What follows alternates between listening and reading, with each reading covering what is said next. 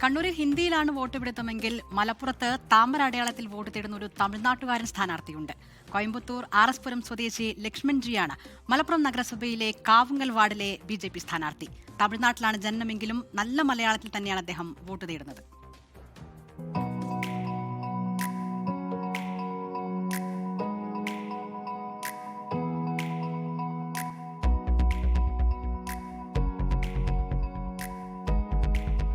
അച്ഛൻ ഗോവിന്ദസ്വാമിയുടെ മരണശേഷം 30 വർഷം മുൻപാണ് ജി ലക്ഷ്മണൻ മലപ്പുറത്തെത്തിയത്.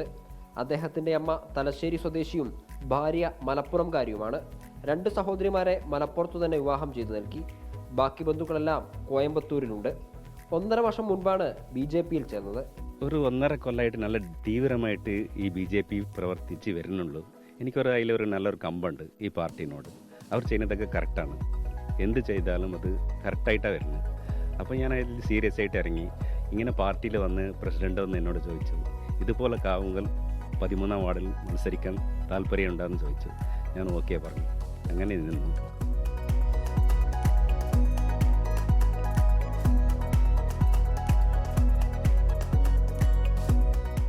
പട്ടാളത്തിൽ നിന്ന് വിരമിച്ച അച്ഛൻ ഗോവിന്ദസ്വാമിയുടെ കോയമ്പത്തൂരിലെ ചെരുപ്പുകടയിലായിരുന്നു ആദ്യകാല ജോലി. കേരളത്തിലെത്തിയപ്പോൾ കുടുംബശ്രീ പ്രവർത്തകർക്ക് ചെരുപ്പ് നിർമ്മാണത്തിൽ പരിശീലനം നൽകി. ഇപ്പോൾ 20 വർഷമായി 3-ാം പടിയിൽ സ്വന്തം ഫുഡ്വെയർ ഷോപ്പ് നടത്തുകയാണ്. 24 മലപ്പുറം.